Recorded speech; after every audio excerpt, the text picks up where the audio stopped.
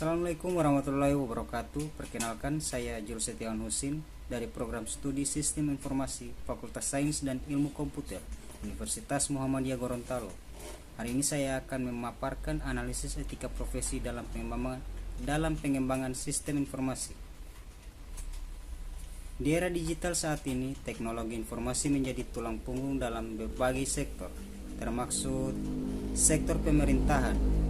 Namun kekuatan besar teknologi juga membawa tanggung jawab besar bagi para profesional TI. Etika profesi bukan hanya pelengkap tetapi fondasi utama dalam memastikan bahwa teknologi memberi manfaat, bukan kerugian bagi masyarakat. Dalam studi kasus yang kami analisis, seorang analisis sistem di perusahaan Fintech X menemukan bahwa fitur audit trail pada sistem manajemen keuangan pemerintahan daerah sengaja dinonaktifkan.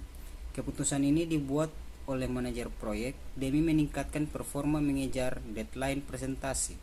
Sayangnya tindakan ini berisiko besar dari potensi manipulasi data, penyalahgunaan dana publik, hingga pelanggaran etika dan hukum.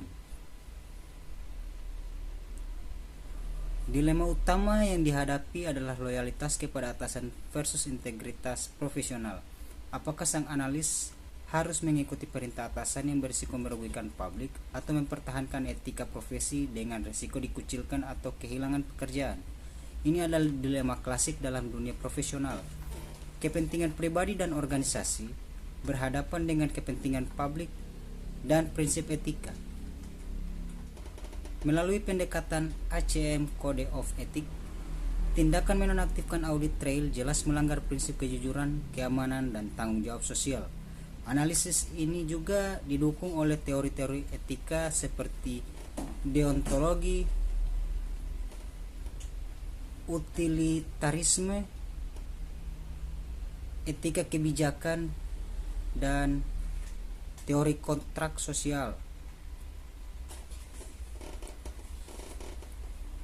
Tindakan ini juga berisiko melanggar berbagai regulasi seperti Undang-Undang Keterbukaan Informasi Publik, Undang-Undang Keuangan Negara, Undang-Undang Anti Korupsi, hingga Undang-Undang Perlindungan Data Pribadi. Masyarakat sebagai pengguna akhir dapat dirugikan secara finansial dan sosial. Reputasi organisasi, kredibilitas profesi IT, dan kepercayaan publik bisa hancur.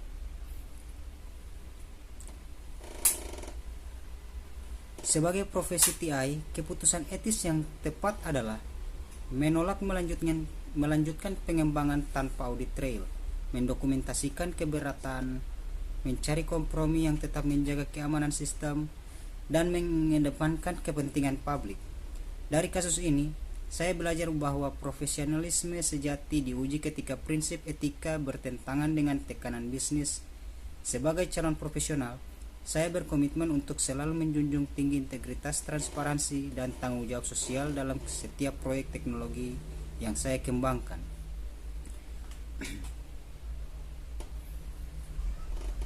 Demikian pemaparan saya mengenai analisis etika profesi di bidang teknologi informasi.